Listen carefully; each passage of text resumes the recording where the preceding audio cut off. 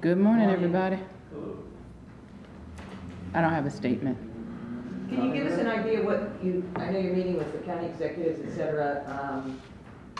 What concerns you about the budget that's being proposed? What are you looking for out of the legislature for Baltimore? I mean, what are your thoughts? I think there's growing concern about the Hogan administration's support for local jurisdictions, whether it was the mishandling of the red line decision or the holdback of critical education funding for the major jurisdictions in the state. There are growing concerns that the press releases and the policies don't jibe, and I think that is a growing concern of leading Democrats in the legislature, and I think those are the things that we're going to be addressing later. About the school funding from the state, we know that the schools are getting $25 million less this year, and that's a combination of one, a good thing that's happening in the city, which is tremendous economic growth, the fact double any other jurisdiction growing in the state, and then two, this sort of, I guess, miscounting or lost students that happened with the school system. Do you have any thoughts on those two things and how they're affecting the education funding for Baltimore? I think anytime that there is economic growth in the city, that is the good news story. The fact that for I think 2 years we've outpaced many jurisdictions in economic growth is a great news story. The fact that after years of lagging behind the state, our economic growth is being used against the children of our city, I think is a bad thing. And I know that many legislators are looking for ways to readjust the formulas so that they're not hurt. Because while we've seen economic growth, we know that far too many people are still recovering from the Great Recession. We know that our schools continue to have needs in excess of the budget that we're able to provide, so we don't want to hurt the students that we say that we're here to serve, just because our economy is edging out some other jurisdictions. And then about the student enrollment drop. I think everyone is concerned when we see a drop, particularly after we've seen some growth in the school system numbers, and I think for a while it was a plateau. No one wants to see that number go down because as I try to grow the city and in growing the city, make sure that we have people that are staying in the city after they get married and have kids. Those numbers concern me. I can say that there's a school board that is as concerned, focused on the issue of enrollment, but also performance. And I think their professionalism, their dedication, and commitment to our young people will continue to ensure that we see improvement. My hope is this will be a blip. Madam Mayor, the board today approved some spending on homeless initiatives based on CSX settlement. Can you just talk about why you wanted to direct that money from the settlement to these homeless programs? We know that we have needs. I talked about it a second ago, that we have people that have yet to recover from the Great Recession. We have a homeless population that is persistently higher than anyone would like. And I'm always looking for ways that we can direct more resources to support people to get them into permanent housing. And I thought we collectively thought, as we looked for sources of funds, that this could be a source of funds that would jumpstart that effort as we look for more sustainable funding sources. Last week at one of the snow briefings, the estimate was that the city would be able to provide some snow removal budgetary numbers, cost numbers, by this week. Do you have some idea what what the bill is looking like? No. Finance Department is still collecting costs from several agencies, as well as the estimated costs from the outside contractors that are coming in. While we don't have an estimate, we are ensuring that we're doing everything possible to make sure that we are eligible for the maximum of FEMA reimbursement, and that's really our focus right now. Today is the last day to file to run for mayor of Baltimore for the next election. Having any second thoughts about getting back in? No. Well, no, I don't. That's all I'll say.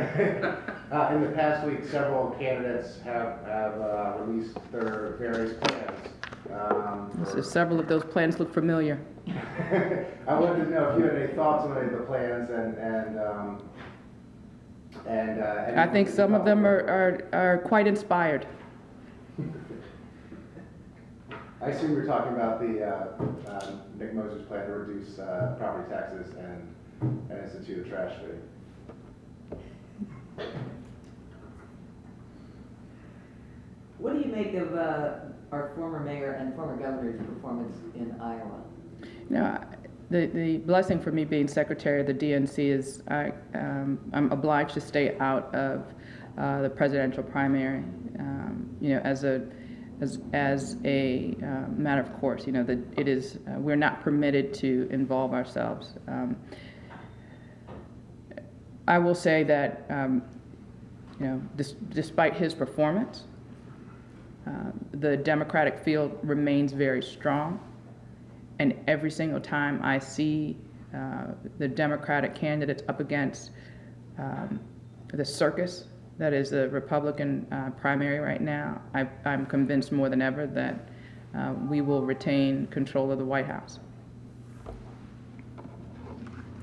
Madam Mayor, what about your plans, or when your last budget comes out, what kind of property tax cut are you hoping to have in there? Well, I'm going to work to continue the downward trend. You know, I had a few very specific goals when I became mayor. I wanted to leave the city in a better condition than I found it. I wanted to attack systemic problems that have been long ignored, whether it was the pension system or the structural budget deficit.